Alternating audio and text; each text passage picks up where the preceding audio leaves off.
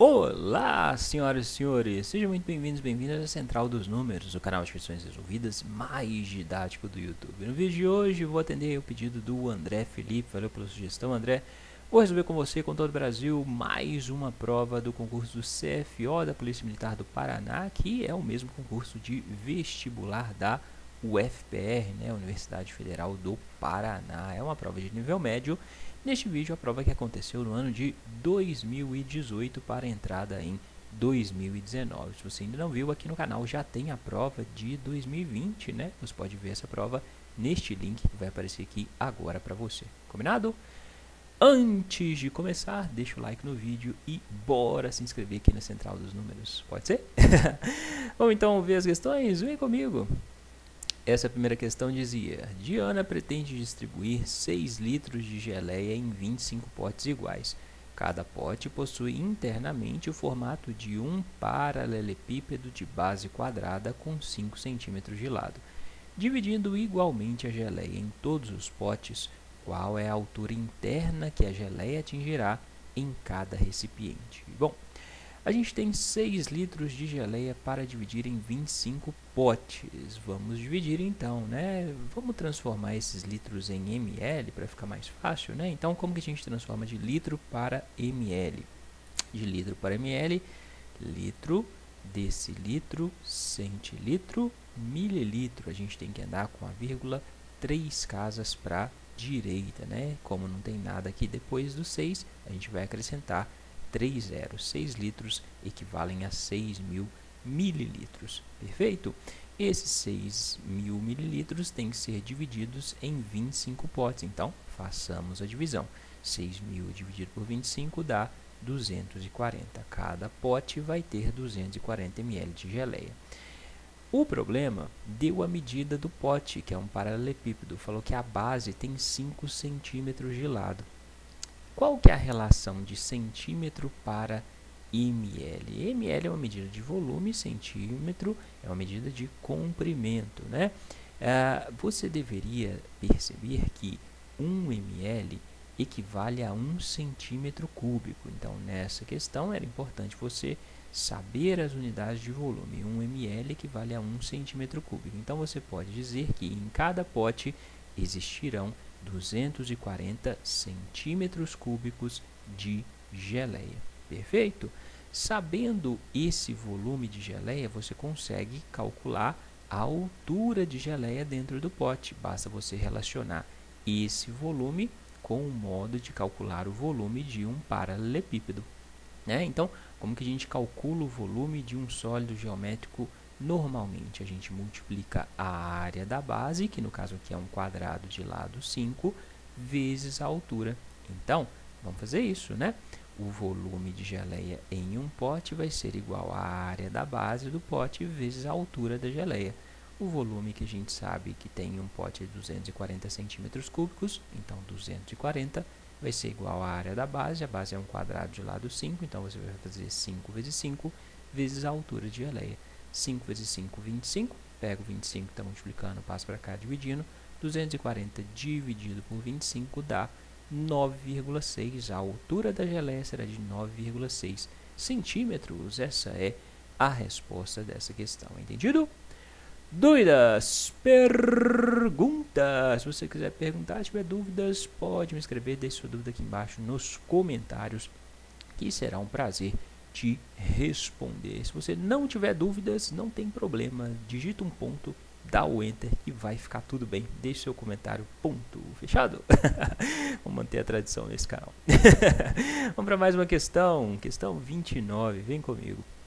Giovana deseja fazer um painel usando folhas de papel de tamanhos carta e A4. O painel será composto por 2 faixas, cada uma contendo apenas folhas inteiras de um tipo, dispostas lado a lado, sem sobreposição, sem espaço entre elas, formando uma figura retangular, sem dobras, sem cortes de papel. As folhas do tipo carta serão dispostas na posição vertical. As folhas do tipo A4 serão dispostas na posição horizontal, conforme ilustra a figura abaixo. Então, as cartas na vertical, as A4 na horizontal. Sabendo que as folhas A4 têm tamanho 210 por 297, ou seja, na horizontal vai estar o lado maior, 297, na vertical vai estar o lado menor, 210, que as folhas carta tem tamanho 216 por 279 milímetros. Então a gente vai ter aqui, ó, 216 o lado menor, 279 o lado maior. A menor quantidade total de folhas de papel, incluindo A4 e carta, que Giovana precisa usar para conseguir atender às exigências do enunciado é qual? Então, sabe sobre o que é essa questão? Se você não sabe, dá uma olhada nessa aula que vai aparecer aqui agora para você. Nesse link você encontra uma aula de como identificar questões de MMC e MDC. Tem lá vários truques para você. Ao ler esta frase, ele quer a menor quantidade total de folhas de papel. Ao ler esta passagem, você identificaria que essa é uma questão de MMC, a menor quantidade de folhas de papel.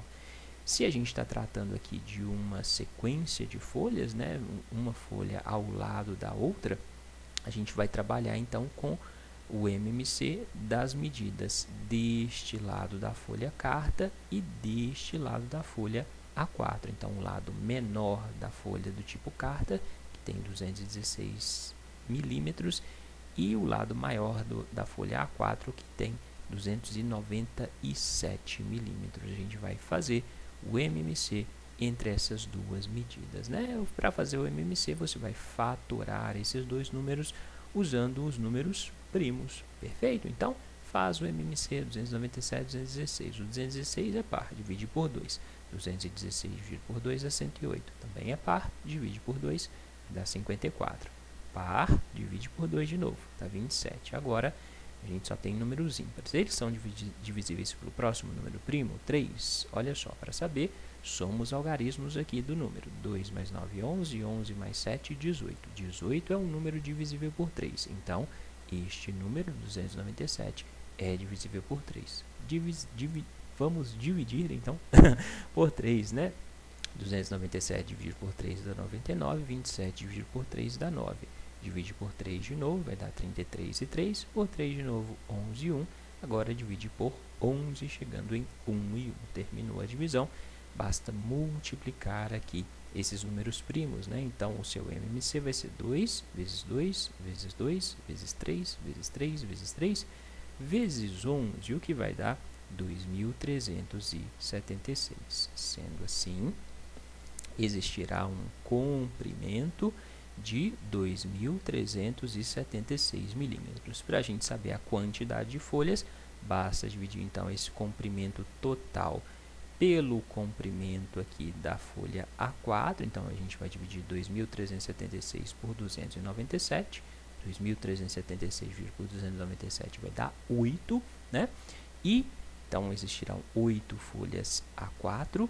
E para saber quantas folhas carta, a gente vai dividir o comprimento total pela largura da folha carta, do tipo carta, que tem 216 milímetros. Então, a gente vai fazer 2.376 dividido por 216. Isso vai dar 11. Então, o total de folhas vai ser 8 mais 11. 8 mais 11 dá 19. Então, 19 é a resposta dessa questão. Certinho?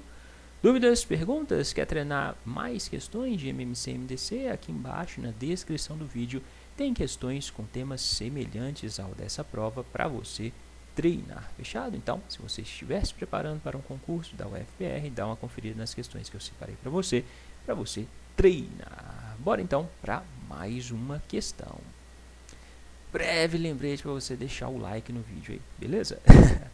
Suponha que a carga suportada por uma viga seja diretamente proporcional à sua largura e ao quadrado de sua espessura e inversamente proporcional ao seu comprimento.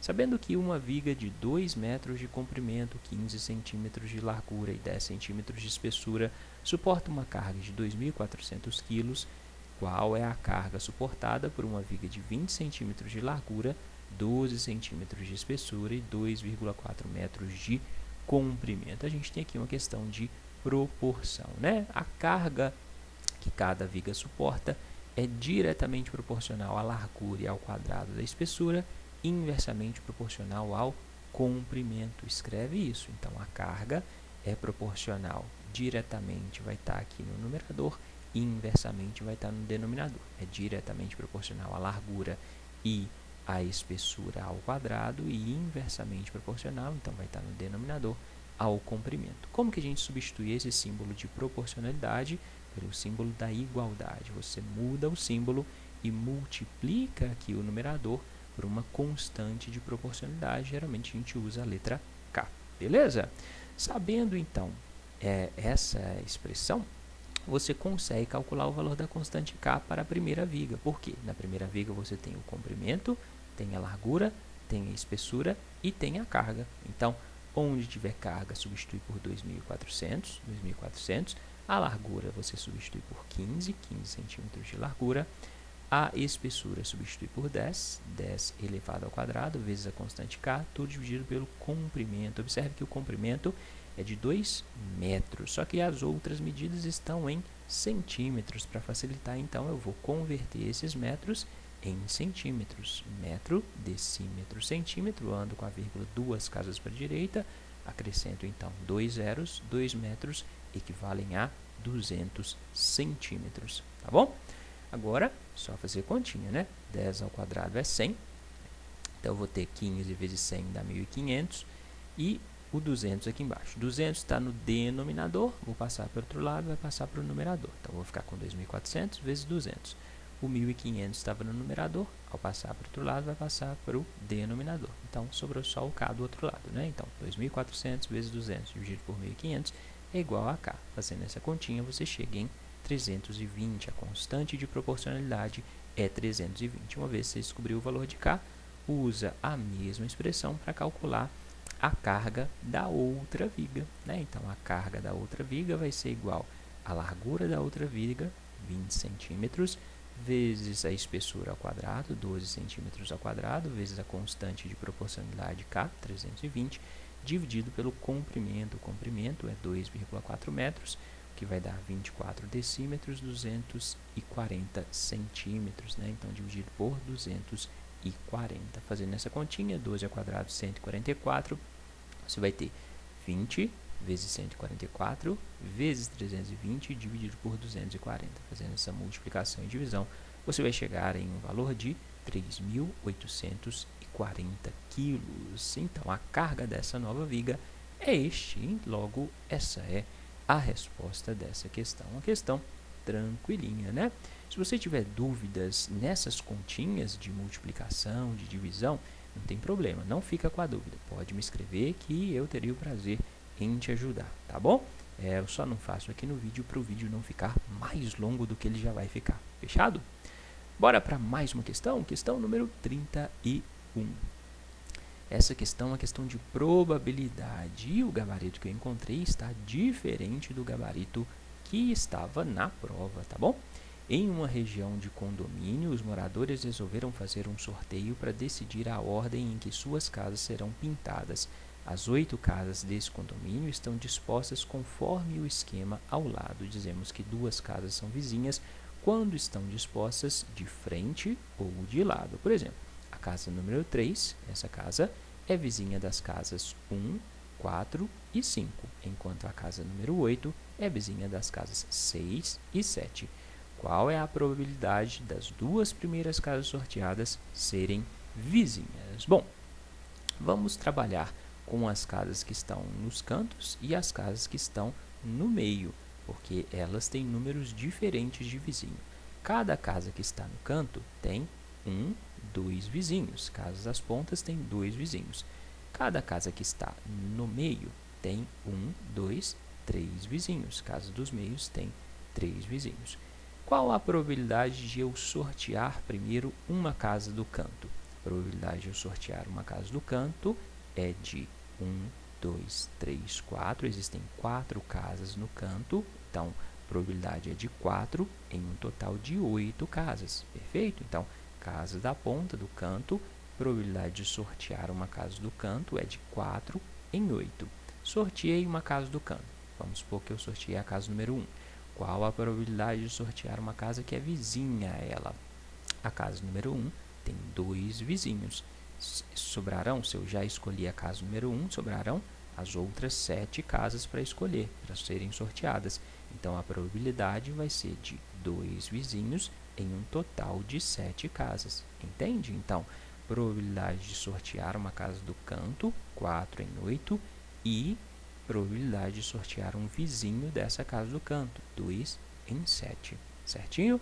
Fazendo essa multiplicação, você pode simplificar, né? Divide aqui por 4, 4 dividido por 4 dá 1, 8 dividido por 4 dá 2. Simplifica o 2 daqui com o 2 daqui, vai sobrar 1 sétimo, ok? Agora, e a chance de sortear primeiro uma casa do meio? Chance de sortear uma casa do meio, tem 4 casas no meio, em um total de 8 casas, então é de 4 em 8. E qual a chance de sortear um vizinho de uma casa do meio? Sorteei uma casa do meio, sobraram 7 casas, a chance de sortear um vizinho é de 1, 2, 3, porque cada casa do meio tem 3 vizinhos. Então, vai ser 3 em um total de 7, 3 sétimos, certinho? Fazendo a multiplicação, então, por que eu estou multiplicando? Porque eu tenho que sortear uma casa do meio e sortear um vizinho dela, ok? Meio, né? 4 dividido por 4 dá 1, 8 dividido por 4 dá 2, então vou ter 1 sobre 2, 1 sobre 2 vezes 3 sobre 7, 1 vezes 3, 3, 2 vezes 7, 14. Sendo assim, a probabilidade total vai ser a probabilidade disso acontecer, de sortear uma casa da ponta primeiro, ou isso aqui acontecer, chance de sortear uma casa do meio primeiro. Então, a gente vai somar essas duas possibilidades. 1 sétimo mais 3 sobre 14. Tira o MMC entre 7 e 14. O MMC entre 7 e 14 é 14. 14 dividido por 7 dá 2. 2 vezes 1, 2. 14 dividido por 14 dá 1. 1 vezes 3, 3. 2 mais 3 dá 5. 5 sobre 14. A chance de as duas primeiras casas sorteadas serem vizinhas é, no meu ponto de vista, de 5 em 14. Para mim, essa seria a resposta dessa questão, tá bom? O gabarito, como eu disse, está diferente do gabarito que eu achei. Eu não achei o gabarito definitivo da prova, achei o gabarito só provisório, está diferente do gabarito provisório. Se você tiver outra forma de resolver essa questão, compartilhe aqui embaixo nos comentários do vídeo que a gente discute para ver se existe outra forma de se resolver essa questão. Combinado? Vamos para mais uma questão, questão número 32. Questão de juros. Alexandre pegou 2 empréstimos com seus familiares, totalizando 20 mil reais. Ele combinou pagar juros simples de 8% ao ano em um dos empréstimos e de 5% ao ano no outro empréstimo. Após um ano, nada foi pago e, por isso, sua dívida aumentou de 20 mil para R$ 21.405. Quanto foi tomado emprestado de cada familiar? Bom, ele fez 2 empréstimos que totalizaram 20 mil. Se ele tiver pego emprestado primeiro X reais, o segundo empréstimo que ele fez vai ser de 20 mil menos X. Né? Se você somar X mais 20 mil menos X, totaliza 20 mil reais, que foi o tanto que ele pegou emprestado. Beleza? Quanto de juros se acumulou depois de um ano? Né? Depois de um ano, a dívida passou de 20 mil para 21.405. Então, os juros foram de 1.405, né? 21.405 menos 20 mil dá R$ 1.405 só de juros. Agora, então, vamos trabalhar com as porcentagens que foram dadas. Para o primeiro empréstimo, os juros eram de 8% ao ano, então 8% vão incidir sobre X, e para o segundo empréstimo, 5% ao ano vão incidir sobre 20 mil menos X. Ao somar os 8% de X com os 5% de 20 mil menos X, a gente vai chegar no total de juros, que é 1.405. Ok? Então, ó, X, empréstimo A, vezes os 8%, aqui eu estou trabalhando com fração, 8% é 8 dividido por 100, né? Se quiser trabalhar com número decimal não tem problema, pode, vai dar 0,08, mais 20 mil menos X, que foi o segundo empréstimo, vezes 5%, então 5 dividido por 100, somando os juros do primeiro com o segundo empréstimo, isso vai totalizar R$ 1.405. Perfeito? Agora, é só fazer continha, né? Se a gente tem aqui o 1.405 sozinho, o denominador dele é 1. Então, a gente tem continhas com frações com denominadores diferentes. Então, a gente tira o MMC entre os denominadores, o MMC vai ser 100. Pega esse MMC, divide pelo denominador de cada termo, multiplica o resultado pelo numerador. 100 dividido por 100 dá 1. 1 vezes x, x vezes 8, 8x. 100 dividido por 100, 1. 1 vezes 5, 5. 5 vezes isso tudo vai dar 5 vezes 20 mil, 100 mil. 5 vezes menos x, menos 5x. Igual 100 dividido por 1, 100. 100 vezes 1.405 dá 140.500. Tirei o MMC dos dois lados da igualdade, posso eliminar o denominador. Então, vai sobrar 8x menos 5x, ou seja, 8 laranjas menos 5 laranjas, 3 laranjas. Esse 100 mil está positivo, ao passar pelo de cá vai passar negativo, né? 140.500 menos 100 mil, 40.500. O 3 que está multiplicando, passa para cá dividindo, 40.500 dividido por 3 dá 13.500. Então, o empréstimo A, que é x, é igual a 13.500. E o empréstimo B, 20.000 menos x, 20.000 menos 13.500. 20.000 menos 13.500 dá 6.500 reais. Então, os valores foram 6.500 e 13.500. Essa é a resposta dessa questão. Certinho? Dúvidas? Perguntas? Tá tranquilo? Tá favorável? Bora para mais uma questão? Então, vem comigo. Essa questão é um pouquinho mais difícil, né? Envolve função de segundo grau e progressão geométrica. Considere a seguinte sequência de funções polinomiais do segundo grau. P1 de x igual a 2x ao quadrado mais x sobre 3 menos 3. P2, 2x ao quadrado mais x sobre 9 menos 9. P3, 2x ao quadrado mais x sobre 27 menos 27. Pn é igual a 2x ao quadrado mais x sobre 3 elevado a n menos 3 elevado a n. Denotando por S1 a soma das raízes de P1, S2 a soma das raízes de P2. E assim por diante, pode-se concluir que a soma infinita S é igual a S1 mais S2 mais S3 mais S4 é igual a quanto? Então, primeiro, vamos descobrir se existe uma relação entre as somas das raízes dessas equações do segundo grau. Soma das raízes de uma equação do segundo grau. A soma das raízes é dada por menos b sobre a. B é o valor que está associado ao x, a é o valor que está associado ao x ao quadrado, né? Qual é o valor que está associado ao x aqui? 1/3 vezes x dá x sobre 3. Então, o b vai ser 1/3. Então, eu tenho menos b, menos 1/3, dividido por a. O a é 2. Menos 1/3 dividido por 2. Divisão envolvendo frações. Conservo a primeira fração, menos 1/3, multiplico pelo inverso da segunda fração. Segundo aqui é 2, o inverso de 2 é 1 sobre 2. Então, eu vou ter menos 1 sobre 3 vezes 1 sobre 2. Menos 1 vezes menos 1. Menos 1 vezes 1 dá menos 1. 3 vezes 2 dá 6. Menos 1/6. Entendeu? Mesmo raciocínio, usa para a soma 2. Então, a soma 2 vai ter a soma das raízes da segunda equação, menos b, o b aqui é 1/9, né? 1/9 vezes x dá x sobre 9. Então, 1/9 menos b, menos 1/9, dividido por a, dividido por 2. Então, vou ter menos 1/9 vezes 1 sobre 2, vai dar menos 1 sobre 18. Soma das raízes da terceira equação, menos b, menos 1 sobre 27, dividido por a, dividido por 2, vai dar menos 1 sobre 54. Observe que cada uma das somas está sendo multiplicada por 1/3 para gerar o valor da próxima soma. Menos 1/6 vezes 1/3, multiplica aqui por 1/3. Menos 1 vezes 1, menos 1, 3 vezes 6, 18. Foi multiplicado por 1/3, deu o próximo termo.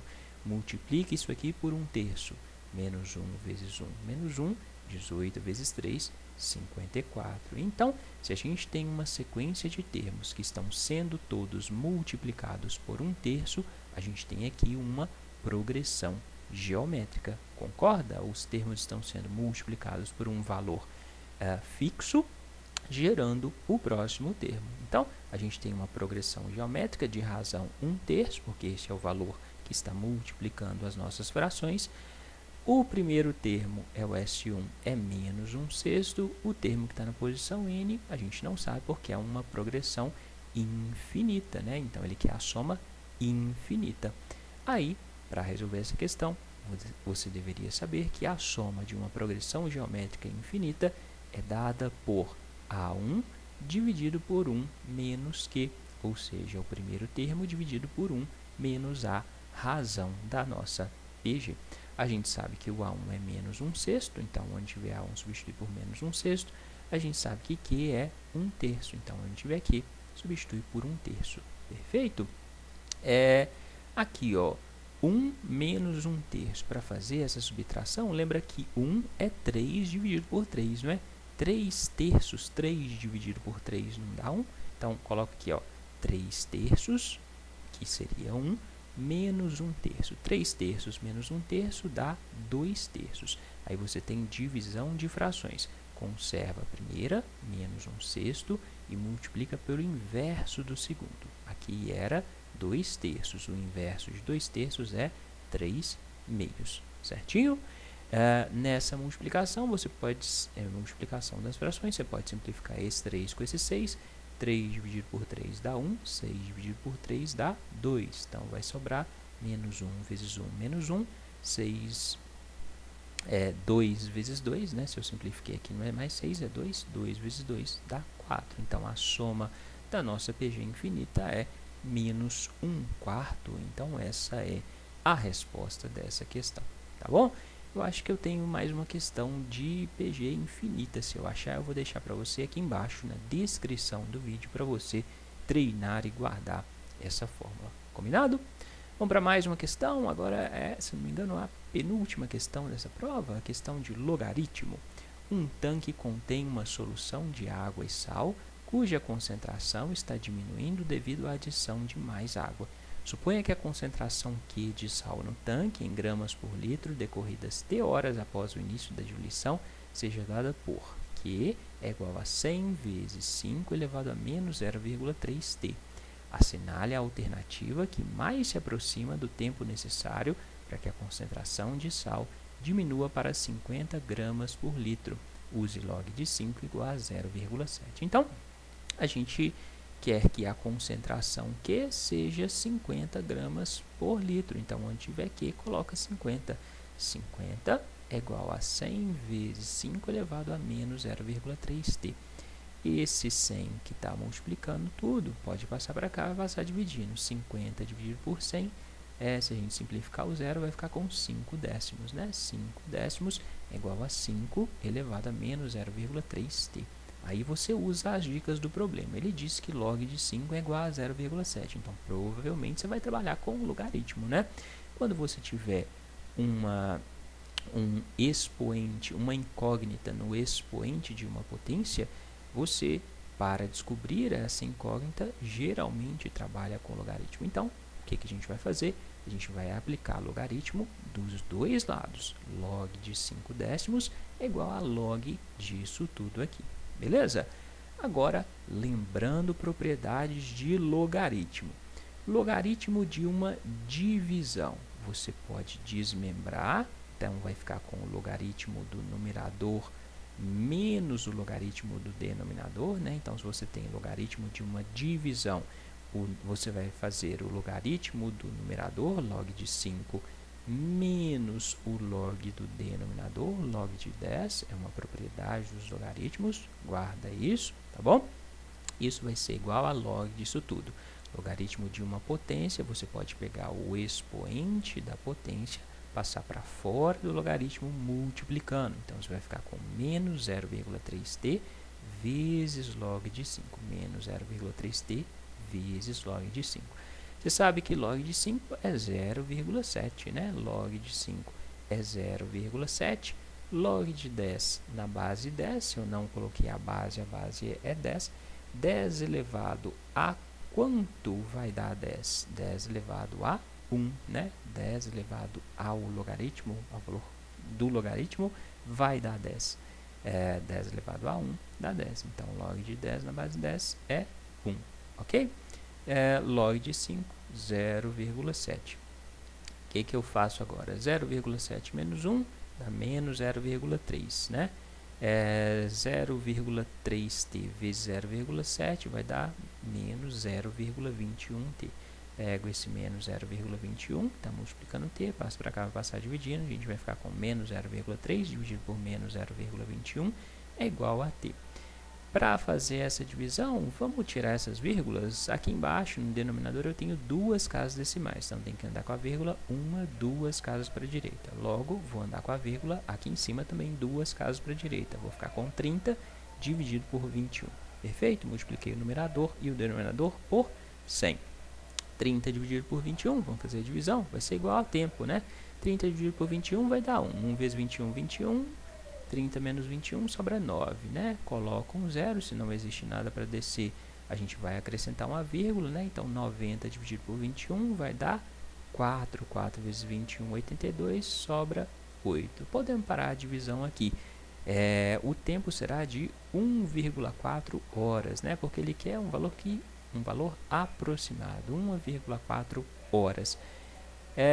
1,4 horas é a mesma coisa que 1 hora mais 0,4 hora, concorda? Isso vai dar 1,4 hora. 1 hora tem 60 minutos, 0, hora tem quantos minutos? Já que as respostas estão em horas e minutos. Faz a regra de 3 aqui, né? 1 vezes x vai ser igual a 60 vezes 0,4. X vai ser 0,4 vezes 60, 24. Então, 1,4 hora é a mesma coisa que 1 hora e 24 minutos. O valor que mais se aproxima, 1 hora e 25 minutos. Essa é a resposta dessa questão. Tá bom? Dúvidas? Perguntas? Quer treinar mais questão de logaritmo? Eu sei que muita gente tem dificuldade em questões de logaritmo. Então, vou deixar para você aqui em cima. Pode aparecer. Nesse link você encontra mais questões de logaritmo para você treinar. Fechado?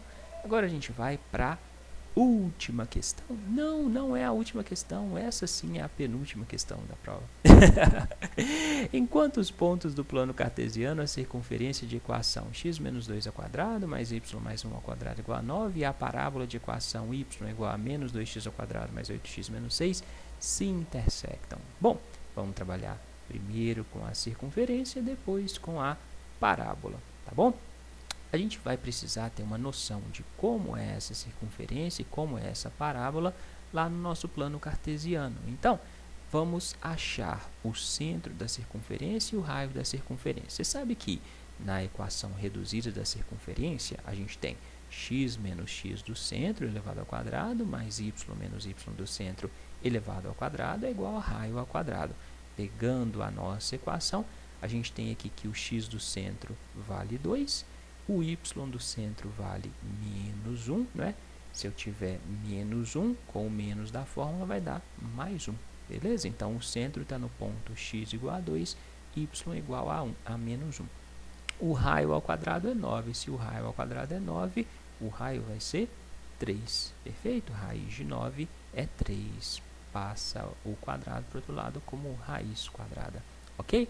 Então, no plano cartesiano, a gente tem que o centro está no ponto 2 e menos 1, então o x vale 2, o x vai estar aqui, o y vale menos 1, o y vai estar aqui, então é um ponto aqui, ó. E o raio é 3, 3 para frente, 3 para trás, 3 para cima, 3 para baixo, 2 mais 3, 5, 2 menos 3, menos 1, aqui eu vou ter menos 1 mais 3, 2, menos 1, menos 3, menos 4. Tá bom? Uma vez que você tem o centro e os 4 raios traçados, você consegue mais ou menos esboçar a sua circunferência, né? Na hora da prova, não precisa fazer uma circunferência perfeita assim, né? Mas você tem que pelo menos conseguir esboçar a sua circunferência, ok? Agora a gente vai trabalhar com a parábola. Para trabalhar com a parábola, vamos descobrir quais são os pontos em que a parábola corta o eixo x, que correspondem às raízes da nossa equação, e qual é o valor do y do vértice, que é o ponto mais alto da parábola. Essa parábola está com a concavidade voltada para baixo, né? Porque o valor de A é negativo, né? Então, o valor que está junto com o x ao quadrado. Se ele for negativo, concavidade voltada para baixo. Se for positivo, carinha feliz, concavidade voltada para cima. Beleza? Então, quais são as raízes dessa equação? Os pontos em que a parábola passa pelo eixo x. Basta igualar a equação a zero e calcular as raízes. X é igual a menos b, menos 8, mais ou menos raiz do delta. O delta é b ao quadrado, 8 ao quadrado, 64, menos 4 vezes o a, 4 vezes menos 2, vezes o c, que é menos 6, né? Menos vezes menos mais vezes menos, menos 2 vezes 4, 8, 8 vezes 6, 48, 64 menos 48 dá 16. Tudo dividido por 2 vezes a, 2 vezes menos 2. Então, vou ter menos 8 mais ou menos raiz de 16, tudo dividido por menos 4. Raiz de 16, 4, então eu vou ter menos 8 menos 4, menos 12. Menos 12 dividido por menos 4, menos dividido por menos dá mais, 12 dividido por 4 dá 3, né? Menos 8 mais 4 dá menos 4, menos 4 dividido por menos 4 dá 1. Então, a nossa parábola vai passar pelo eixo x aqui no x igual a 1 e no x igual a 3, ok? Qual é o ponto mais alto da nossa parábola? É o vértice da parábola, né? Se a concavidade está voltada para baixo, a parábola vai ter um ponto máximo. Esse ponto máximo associado ao eixo y é chamado y do vértice. O y do vértice é menos delta sobre 4a. Menos delta sobre 4a. O delta a gente já tinha calculado, era 16, então vai ser menos 16 sobre 4 vezes a, 4 vezes menos 2, que vai dar menos 8. Menos 16 dividido por menos 8 dá, menos dividido por menos dá mais, 16 dividido por 8 dá 2. Então, o vértice da parábola vai estar aqui no y igual a 2. Então, a gente sabe que a parábola tem valor de c igual a menos 6, não destaquei antes, né? Então, o valor de c é menos 6. C é o ponto em que a parábola passa pelo eixo y. Então, a parábola vai começar aqui, ó, vai passar por esse ponto aqui, menos 6.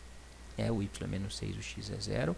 Vai passar pelo ponto 1 e pelo ponto 3, em que o x é 1 e o x é 3. E vai chegar no valor máximo do y de 2. Então, a nossa parábola vai ser mais ou menos assim. Passa pelo menos 6 no eixo y, passa pelo 1 no eixo x, pelo 3 no eixo x e chega no máximo no ponto 2 no eixo y, né? Chega aqui no vértice em que o y é 2. Precisaria calcular aqui o x do vértice? Não, se você sabe que as raízes são 1 e 3 e que o vértice, o y do vértice é 2, você já infere que o x do vértice vai ser 2, tá bom? Então, o problema é saber em quantos pontos a circunferência e a parábola se encontram, se intersectam. Se encontram nesse ponto aqui em que o y é 2, um ponto, mais esse ponto, mais esse ponto, 1, 2, 3, né? São pontos de encontro da linha azul com a linha verde. Tem 3 pontos de encontro, por isso essa é a resposta dessa questão, certinho? Então, uma questão tranquilinha, não é uma questão tão difícil, né? A questão envolvendo circunferência, mas é uma questão relativamente tranquila, beleza? Dúvidas? Perguntas? Podemos ir agora para a última questão, que no meu ponto de vista é a questão mais difícil da prova? Vem comigo. Sejam x e y pertencentes ao intervalo 0 e π sobre 2, né? Então, corresponde aí ao primeiro quadrante. Está escrito que o cosseno de x é igual a 4/5, o seno de y é igual a 5 sobre 13. Podemos concluir que a tangente de x mais y é igual a quanto? A gente tem uma questão aqui de trigonometria, né? Para resolver essa questão, você precisa saber, conhecer, né, a fórmula que determina a tangente da soma de dois arcos. Então, a tangente de x mais y é igual a tangente de x mais tangente de y dividido por 1 menos tangente de x vezes a tangente de y. Você precisa saber que a tangente pode ser calculada dividindo-se o seno pelo cosseno, isso aqui todo mundo sabe, né? E você precisa conhecer a relação fundamental da trigonometria, que diz que o seno ao quadrado de x mais o cosseno ao quadrado de x é igual a 1, beleza? Sabendo isso aqui, você resolve essa questão, ok? A gente precisa primeiro não, né? A gente precisa, no fim, saber o valor de tangente de x e de tangente de y para calcular a tangente da soma de x mais y. A gente tem o cosseno de x. Para a gente calcular a tangente de x, se a gente tem o cosseno, a gente precisa calcular antes o seno. Então, como que a gente calcula o seno de x? Usa a relação fundamental da trigonometria, né? Que você tem a relação aqui de seno e cosseno igual a 1. Então, você sabe que seno ao quadrado de x, para a gente ter o seno de x, a gente já tem o cosseno, Vamos calcular o seno. Seno ao quadrado de x mais o cosseno ao quadrado de x. Você sabe que o cosseno de x é 4/5, então o cosseno ao quadrado vai ser 4/5 elevado ao quadrado. Fazendo essa soma, o resultado vai ser 1, relação fundamental da trigonometria. 4/5 ao quadrado, 4 ao quadrado 16, 5 ao quadrado 25, né? Pego esse 16/5 positivo, passo para cá negativo, então vou ficar com 1 menos 16 sobre 25. Mesma coisa, se o denominador é 25, transforma esse 1 em uma fração com o denominador 25. 25 dividido por 25 dá 1, né? Então, 25 sobre 25 menos 16 sobre 25 vai dar 25 menos 16. 25 menos 16, 9. 9 sobre 25. Captou a mensagem? Seno ao quadrado de x é igual a 9 sobre 25. Esse quadrado passa para cá como raiz quadrada. Então, seno de x vai ser raiz quadrada de 9 sobre 25. Raiz de 9 é 3, raiz de 25 é 5. Se você sabe que o seno é 3/5, o cosseno é 4/5, você consegue calcular a tangente de x. É só fazer a divisão do seno pelo cosseno. 3/5 dividido por 4/5. Tangente de x é 3/5 dividido por 4/5. De novo, divisão envolvendo frações. Conserva a primeira, 3/5, multiplica pelo inverso da segunda. O inverso de 4/5 é 5/4. Simplifica esse 5 com esse 5, vai sobrar 3/4. Tangente de x, para a gente colocar nessa fórmula, 3/4. Agora, vamos fazer o mesmo raciocínio para o y. Só que no y a gente tem o seno, então a gente precisa, para calcular a tangente, do cosseno. Usa a relação fundamental, né? Seno ao quadrado de y, o seno de y é 5 sobre 13, então vou ter 5 sobre 13 ao quadrado, mais o cosseno ao quadrado de y é igual a 1. Quadrado disso aqui, 5 ao quadrado 25, 13 ao quadrado 169, passa isso tudo para cá negativo, 1 menos isso, então faz o 1 virar uma fração com denominador 169, 169 dividido por 169 vai dar 1, 169 dividido por 169 menos 25 sobre 169 vai dar 169 menos 25, 144, 144 sobre 169, ok? Cosseno ao quadrado de y é igual a 144 sobre 169. Cosseno, então, de y vai ser raiz quadrada isso aqui. Raiz de 144 é 12, raiz de 169 é 13. Descobri o cosseno, tenho o seno, consigo calcular a tangente. Tangente vai ser 5 sobre 13 dividido por 12 sobre 13. Divisão de frações. Conserva a primeira, 5 sobre 13, multiplica pelo inverso da segunda, né? O inverso de 12 sobre 13 é 13 sobre 12, ok? O que era numerador vira denominador, o que era denominador vira numerador. Simplifica esse 13 com esse 13, vai sobrar 5 sobre 12. Tenho a tangente de x e a tangente de y. Para calcular a soma, né? A tangente da soma de x mais y, só substituir os valores aqui das tangentes, ok? Então, tangente de x mais y vai ser tangente de x, 3/4, mais tangente de y, 5 sobre 12, tudo dividido por 1, menos tangente de x 3/4, vezes tangente de y, 5 sobre 12, ok? Aqui no numerador, soma envolvendo frações com denominadores diferentes. Tira o MMC. O MMC entre 4 e 12, que são os denominadores, vai ser o próprio 12, né? 12 dividido por 4, 3. 3 vezes 3, 9. 12 dividido por 12, 1. 1 vezes 5, 5. Então, vou ter 9 mais 5, 14. 14 sobre 12. Aqui, multiplicação dessas frações, você pode simplificar esse 3 do numerador com esse 12 do denominador, né? Então, vai ter 1 e 4 aqui. Então, você vai ter 5 sobre 16, perfeito? 1 menos 5 sobre 16. 16 sobre 16, 1 não é 16 sobre 16? 16 sobre 16 não é 1? Então, 16 sobre 16 menos 5 sobre 16 dá 16 menos 5, 11 sobre 16. Então, a gente vai ter 14 sobre 12 dividido por 11 sobre 16. Divisão envolvendo frações. Conserva a primeira, 14 sobre 12, multiplica pelo inverso da segunda. O inverso de 11 sobre 16 é 16 sobre 11, beleza? Aqui a gente pode simplificar, então divide o 16 e o 12 por 4, 16 dividido por 4 dá 4, 12 dividido por 4 dá 3, vai sobrar então 14 vezes 4 dividido por 3 vezes 11, 14 vezes 4, 56, 3 vezes 11, 33, então a tangente de x mais y é 56 sobre 33, essa é a resposta dessa questão. Essa é uma questão relativamente difícil, né? Porque esse tema aqui é pouco explorado normalmente em provas de concurso e de vestibular, não é tão explorado assim, tá bom? É isso, pessoal. Dúvidas? Perguntas? Se você quiser treinar mais questões, dá uma conferida nesses vídeos que eu separei para você. E claro, se você ainda não se inscreveu aqui na Central dos Números, não me deixe triste. Se inscreve aí, dá sua força, vem fazer parte dessa comunidade que não para de crescer. No mais, bons estudos e até a próxima.